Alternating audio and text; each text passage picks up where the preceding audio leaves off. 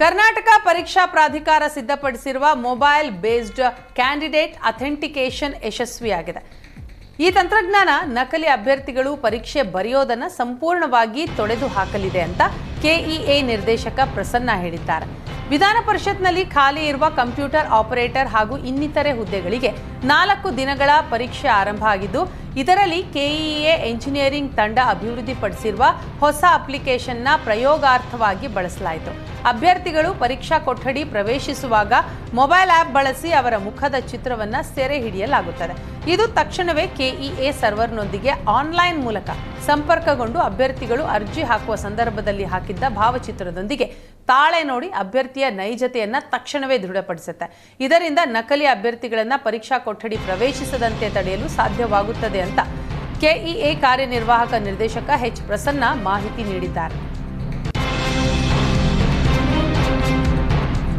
ಯುಗಾದಿ ಹಾಗೂ ರಂಜಾನ್ ಹಬ್ಬದ ಹಿನ್ನೆಲೆ ಮೈಸೂರು ಕಾರವಾರ ನಡುವೆ ವಿಶೇಷ ಎಕ್ಸ್ಪ್ರೆಸ್ ರೈಲು ಸಂಚರಿಸಲಿದೆ. ಪ್ರಯಾಣಿಕರ ಹೆಚ್ಚುವರಿ ದಟ್ಟಣೆಯನ್ನ ಸರಿದೂಗಿಸಲು ಮೈಸೂರು ಮತ್ತು ಕಾರವಾರ ನಡುವೆ ಒಂದು ಟ್ರಿಪ್ ವಿಶೇಷ ಎಕ್ಸ್ಪ್ರೆಸ್ ರೈಲು ಕಾರ್ಯಾಚರಣೆಗೆ ರೈಲ್ವೆ ಮಂಡಳಿ ಅನುಮೋದನೆ ನೀಡಿದೆ. ಹಬ್ಬದ ಸಂದರ್ಭದಲ್ಲಿ ಹೆಚ್ಚಿನ ಸಂಖ್ಯೆಯಲ್ಲಿ ಜನ ತಮ್ಮ ಊರಿನತ್ತ ಪ್ರಯಾಣ ಮಾಡುವ ನಿಟ್ಟಿನಲ್ಲಿ ಹೆಚ್ಚುವರಿ ರೈಲು ಸೇವೆ ಆರಂಭಿಸಲಾಗಿದೆ. ಪ್ರಯಾಣಿಕರು ಇದರ ಸದುಪಯೋಗ ಪಡೆದುಕೊಳ್ಳುವಂತೆ ರೈಲ್ವೆ ಇಲಾಖೆ ಮನವಿ ಮಾಡಿಕೊಂಡಿದೆ. ಮಾರ್ಚ್ 28ರಂದು ರಾತ್ರಿ 9:35ಕ್ಕೆ ಮೈಸೂರಿನಿಂದ ಹೊರಡುವ ವಿಶೇಷ ರೈಲು ಮರುದಿನ ಸಂಜೆ 4:15ಕ್ಕೆ ಕಾರವಾರಕ್ಕೆ ತಲುಪಲಿದೆ. ಬಳಿಕ ಇದೇ ರೈಲು ಮಾರ್ಚ್ 29ರಂದು ರಾತ್ರಿ 11:30ಕ್ಕೆ ಕಾರವಾರದಿಂದ ಹೊರಟು ಮರುದಿನ ಸಂಜೆ 4:40ಕ್ಕೆ ಮೈಸೂರು ತಲುಪಲಿದೆ. ಮಂಡ್ಯ, ಬೆಂಗಳೂರು, ಹಾಸನ, ಸಕಲೇಶಪುರ, ಬಂಟ್ವಾಳ, ಉಡುಪಿ, ಕುಂದಾಪುರ, ಭಟ್ಕಳ, ಮುರುಡೇಶ್ವರ, ಹೊನ್ನಾವರ, ಕುಮಟಾದಲ್ಲಿ ನಿಲುಗಡೆ ಇರಲಿದೆ. 40 ವರ್ಷಗಳಿಂದ ಈ ಸ್ವತ್ತು ದಾಖಲೆ ಕೊಡದ ಗ್ರಾಮ ಪಂಚಾಯಿತಿ ಅಧಿಕಾರಿಗಳ ವಿರುದ್ಧ ವೃದ್ಧೆಯೊಬ್ಬರು ಧರಣಿ ಆರಂಭಿಸಿದ್ದಾರೆ. ವಿಜಯನಗರ ಜಿಲ್ಲೆ ಹೂವಿನಹಡಗಲಿ ತಾಲೂಕಿನ ಹಿರೇಹಡಗಲಿ ಪಟ್ಟಣದಲ್ಲಿ ಈ ಘಟನೆ ನಡೆದಿದೆ. ಕಳೆದ 40 ವರ್ಷಗಳಿಂದ ಈ ಸ್ವತ್ತು ದಾಖಲೆಗಾಗಿ ವೃದ್ಧೆ ಪಾರ್ವತಮ್ಮ ಗ್ರಾಮ ಪಂಚಾಯಿತಿಗೆ ಅಲೆದಾಟ ನಡೆಸಿದ್ದಾರೆ.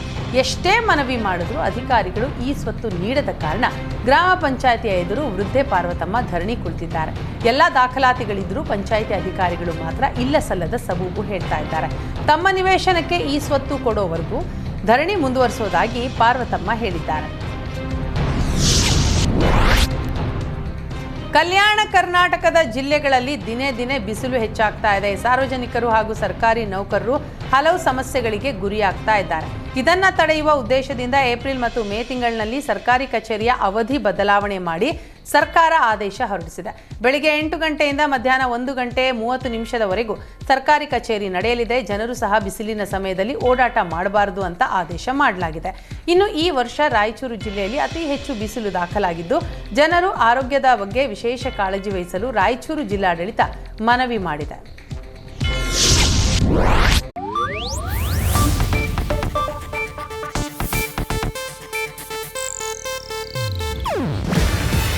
ಇದು ಏಷ್ಯಾನೆಟ್ ನ್ಯೂಸ್ ನೆಟ್ವರ್ಕ್ ಪ್ರಸ್ತುತಿ.